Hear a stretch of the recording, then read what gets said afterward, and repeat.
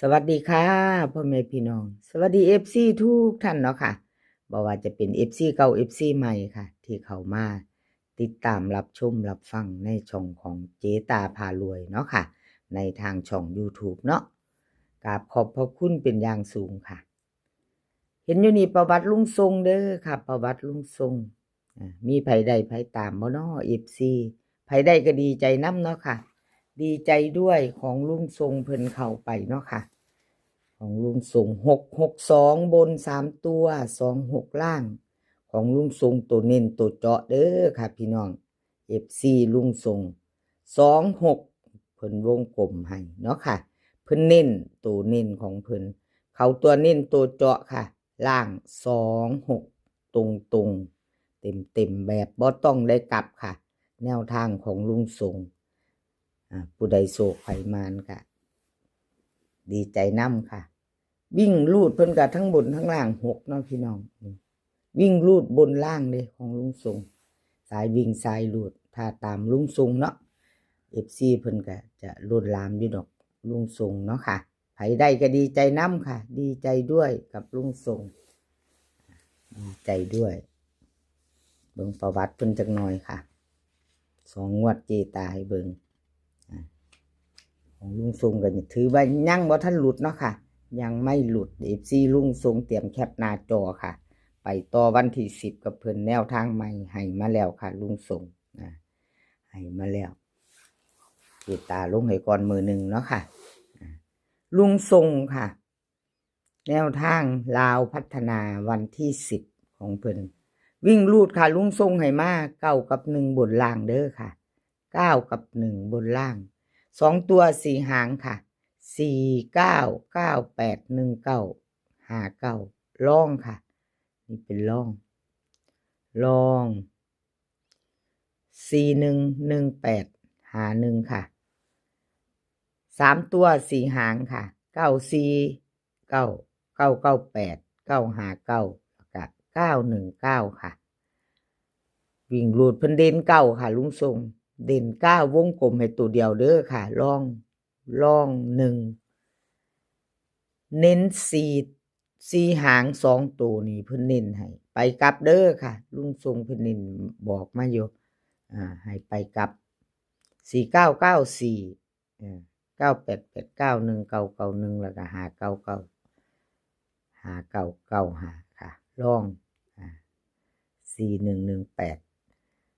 เน้นหมดค่ะ4หางวงกลมให้เท่ากันให้ทอกันค่ะชอบกระจัดคัดกระพานเลือกเอาพี่น้องเนาะแนวทางของลุงทรงเพิ่นก็เดินเพิ่นก็เข้าอยู่ค่ะ FC พิจารณาไว้แคปหน้าจอค่ะเราไปต่อกับลุงทรงวันที่10เนาะไปต่อวันที่10กับลุงทรงค่ะกับขอบคุณลุงทรงหลายๆค่ะที่ให้แนวทางมาวางทางช่องของเจตาเนาะเพิ่นให้มาอยู่ตลอดกับขอบพระคุณหลายๆค่ะแคปหน้าจอค่ะใครจะไปต่อกับลุงทรงแนวทางลุงทรงลาวพัฒนาเป็นวันที่10เนาะค่ะเป็นของวันที่10 2 ทุ่มครึ่งลาวพัฒนาออกเนาะต่อไปค่ะเป็นของรับสายด่วนค่ะรับสายด่วนแนวทางใหม่เพิ่นก็ให้มาแล้วค่ะกราบขอโทษขออภัย FC ของรับสายด่วนแนวทางเพิ่นบ่เดินบ่เข้าเนาะค่ะ662บน26ล่างของวันที่8บ่เดินเนาะ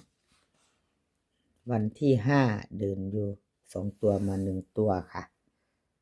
รับสายด่วนขอโทษขออภัย FC แทนเพิ่นค่ะเจตาเป็นกำลังใจให้ค่ะหลุดไปเก่าหลุดไปใหม่มาแล้วค่ะเป็นกำลังใจให้กันและกันเหมือนเดิมเนาะรับสายด่วนค่ะลาวพัฒนาวิ่งหลุดเพิ่นให้มา4กับ8ค่ะ2ตัว4หาง46 47 84 83เบิ้ล44กับ88ค่ะ3ตัว3ตัว3หาง483 846วิ่งลูดค่ะ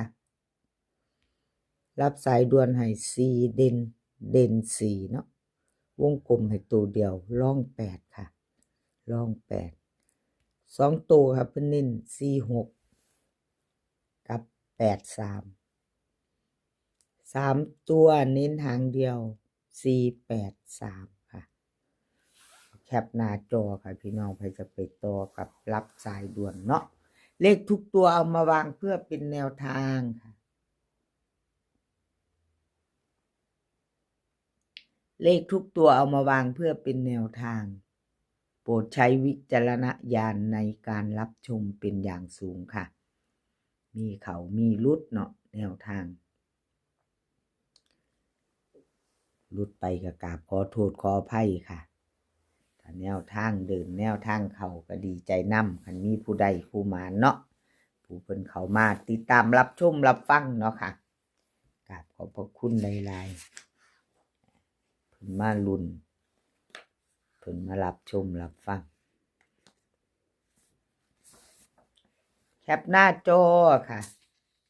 แคปหน้าจอแล้วได้ไปต่อ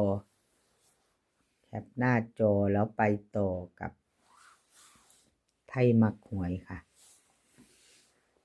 กับขอบุญขอบคุณรับสายด่วนหลายๆเด้อค่ะที่ให้แนวทางมาว่างทางช่องเนาะไทยมักหวยค่ะเป็นจังไดสายวิ่งสายรูด FC ไทยมักหวยมีไผใดไผตามน้ำเพิ่นบ่ค่ะมีไผตามน้ำไทยมักหวยบ่622662 66226ค่ะเพิ่นเข้าไปออกตัวเดียวเนาะพี่น้องเนาะแนวทางเล่าพัฒนาออก6226ก็ตัวเดียวละค่ะไทยมักหวยวันที่5เพิ่นเข้าไปอยู่ค่ะเข้าไปอยู่ทั้งสายวิ่งสายลุยกับทั้งบนทั้งล่างเนาะนี่ค่ะ2ตัวมา1ตัวค่ะวันที่8คืนที่ผ่านมาวันที่8เพิ่นเข้าไป2เนาะค่ะ2บน2ล่างจับคู่บ่มี2662แนวทางออกตัวเดียวไปกับ6226เนาะครับขอโทษขออภัยเพิ่นจับคู่บ่มาเนาะค่ะ FC ผู้เพิ่นเข้ามาติดตามรับชมรับฟังไทยมักหวยเดินตัวเดียวเนาะค่ะมาไปไม่ไปต่อค่ะไปไม่ไปต่อวันที่10เป็นวันพุธเนาะค่ะวันที่10เป็นวันพุธไปไม่กับไทยมักหวยลาวพัฒนาค่ะวิ่งรูดเพิ่นให้มา3กับ7ค่ะ3กับ7 2ตัว4หาง3 7 3 8 7 4 7 5เบิ้ลค่ะ33กับ77 3ตัวค่ะ738 375วิ่งรูดค่ะเด่นทอกัน3กับ7เด่นทอกันว่าซั่นเด่น3รอง7ค่ะ38 75เน้นให้2หางเนาะค่ะวงกลมให้2หาง3ตัวหางเดียวค่ะ3ตัวให้มาหางเดียว738FC ของไทยมักหวยค่ะแคปหน้าจอไว้ใครจะไปต่อกับเพิ่นเนาะวันที่10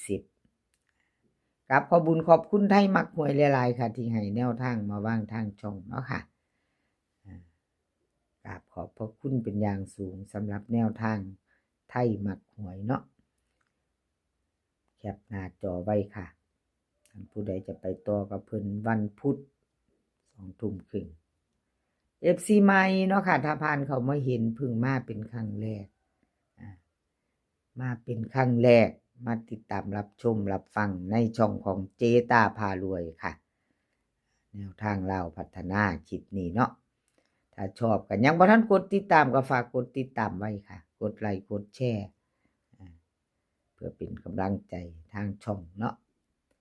กดไลค์กดแชร์แล้วอย่าลืมกดกระดิ่งแจ้งเตือนเด้อค่ะพี่น้อง